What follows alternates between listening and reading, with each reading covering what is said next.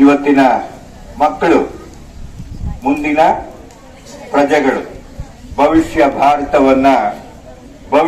ಭಾರತವನ್ನ ಕಟ್ಟಬೇಕಾದಂತವ್ರು ನೀವೆಲ್ಲ.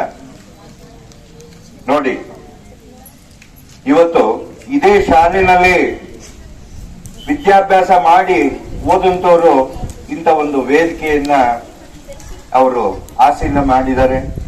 ಅವರು ನಿಮ್ಮಂತೆ ಒಬ್ಬ ವಿದ್ಯಾರ್ಥಿ ಆಗಿದ್ದಾಗ ಇಲ್ಲಿ ಸಾಕಷ್ಟು ಇದೇ ರೀತಿಯಾಗಿ ವೇದಿಕೆಯನ್ನ ಹಂಚಿಕೊಂಡಂತವರು ಬಹಳಷ್ಟು ಜನ ಇದ್ರು.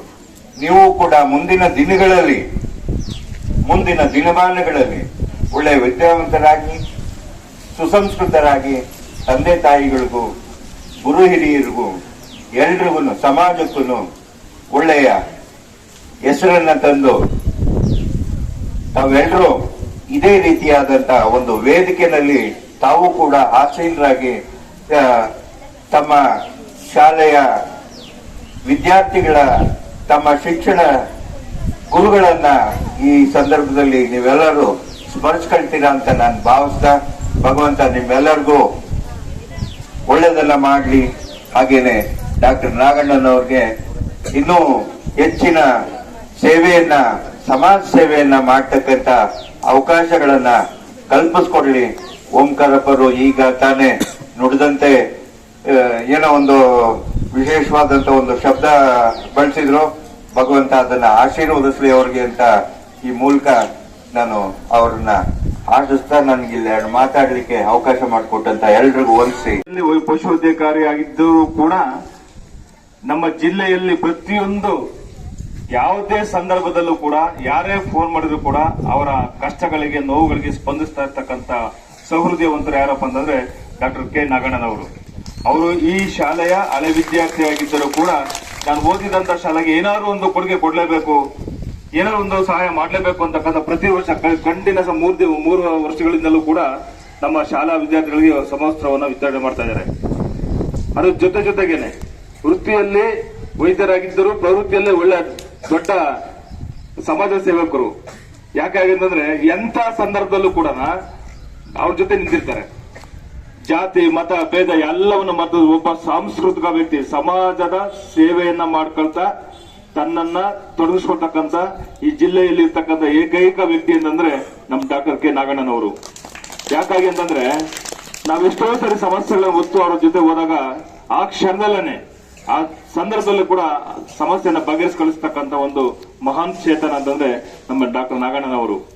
ಈಗ ಅವರು DCM ಡೆಪ್ಯೂಟಿ ಚೀಫ್ ಮಿನಿಸ್ಟರ್ ಆಗಿರ್ತಕ್ಕಂಥ ಡಾಕ್ಟರ್ ಜಿ ಪರಮೇಶ್ವರ್ ಅವರ ಆಪ್ತ ಸಹಾಯಕ ಕಾರ್ಯದರ್ಶಿಗಳಾಗಿ ನಮ್ಮ ರಾಜ್ಯದ ಅತ್ಯುನ್ನತವಾದಂತಹ ಒಂದು ಹುದ್ದೆಯನ್ನು ಅಲಂಕರಿಸಿರ್ತಕ್ಕಂಥ ನಮ್ಮ ಡಾಕ್ಟರ್ ನಾಗಣ್ಣ ಅವರಿಗೆ ನಮ್ಮ ಶಾಲೆಯ ವತಿಯಿಂದ ಹೃತ್ಪೂರ್ವಕವಾದಂತಹ ಅಭಿನಂದನೆಗಳನ್ನು ಸಲ್ಲಿಸ್ತೀವಿ.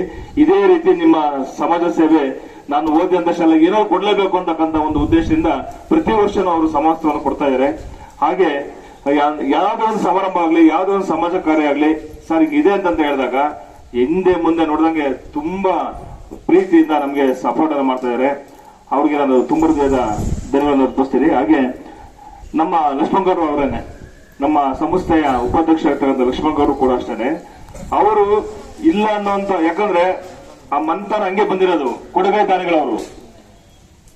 ಯಾಕಂದ್ರೆ ಸುಮಾರು ವರ್ಷಗಳ ಕಾಲ ಮನೆಯಲ್ಲ ಅನ್ನ ಹಾಕೊಂಡು ವಿದ್ಯಾದಾನ ಮಾಡ್ತಕ್ಕಂಥ ಏಕೈಕ ಸಂಸ್ಥೆ ಅಂತಂದ್ರೆ ನಮ್ಮ ಆಂಜನೇಯ ಸ್ವಾಮಿ ಸಂಸ್ಥೆ. ಯಾಕಾಗಿದ್ರೆ ಇವತ್ತು ಶಾಲೆ ಅಂತ ಬಂದಾಗ ಆ ಸಂದರ್ಭದಲ್ಲಿ ಗರ್ಲ್ಸ್ ಹೈಸ್ಕೂಲು ತುಂಬಾ ಅವಾಗ ಗೌರ್ಮೆಂಟ್ ಹೈಸ್ಕೂಲ್ ಓಪನ್ ಆಯ್ತು. ಇಲ್ಲಿ ಸಮಸ್ಯೆ ಆಗಂತ ಪರಿಸ್ಥಿತಿ ಬಂದಾಗ ಸ್ವಂತ ಖರ್ಚಿನ ವ್ಯಾನ್ ಅನ್ನು ಬಿಟ್ಟು ಮಕ್ಕಳು ಕರ್ಕೊಂಡ್ಬಂದು ಪಾಠ ಮಾಡಿಸ್ತಕ್ಕಂಥದ್ದು, ಶಾಲೆ ಸೇರ್ತಕ್ಕಂಥ ಕೆಲಸ ಮಾಡಿದ್ರು. ಹಾಗೆ ಏನೇ ಸಮಸ್ಯೆ ಆದ್ರೂ ನಮ್ಮ ಶಾಲೆಯಲ್ಲಿ, ಕಾಲೇಜಿನಲ್ಲಿ ಏನೇ ಸಮಸ್ಯೆ ಆದ್ರೂ ಕೂಡ ಗೌಡ್ರ ಇದೆ ಅಂತ ಅಂದಾಗ ಡೋಂಟ್ ವರಿ ನಾನು ಇದೀನಿ ಸುಂದರಿ ಅಂದ್ಬಿಟ್ಟು ಅವ್ರು ಇರ್ತದ ಬಿಡ್ತದ ಗೊತ್ತಿಲ್ಲ, ಬಟ್ ಇಲ್ಲ ಅನ್ನೋಂತ ಮಾತು ಬರೋದಿಲ್ಲ. ಯಾಕಂದ್ರೆ ಅವ್ರ ಯಜಮಾನರು ಹಂಗೇನೆ, ಅವ್ರ ತಂದೆಯವರು ಹಂಗೇನೆ, ಯಾವುದೇ ಸಂದರ್ಭ ಬಂದು ನಮ್ಮನ್ನ ಯಾರು ಕೈ ಬಿಟ್ಟಿರ್ಲಿಲ್ಲ. ಅದೇ ಸ್ಥಾನದಲ್ಲಿ ಅವ್ರನ್ನು ಕೂಡ ನೋಡ್ತಾ ಇದೀವಿ. ನಮ್ಮ ಸಂಸ್ಥೆಯ ಉಪಾಧ್ಯಕ್ಷ ಆಗ್ತಾ ಲಕ್ಷ್ಮಣ್ ಗೌಡರನ್ನು ತುಂಬ ಧನ್ಯವಾದ ಹೇಳ್ತೀವಿ. ಹಾಗೇನೆ ನಮ್ಮ ಉಭಯ ಶಾಲೆಯ ಎಲ್ಲ ಶಿಕ್ಷಕರು ಕೂಡ ಈ ಒಂದು ಸಮಾರಂಭದಲ್ಲಿ ಭಾಗಿಯಾಗಿದ್ದೀರಾ.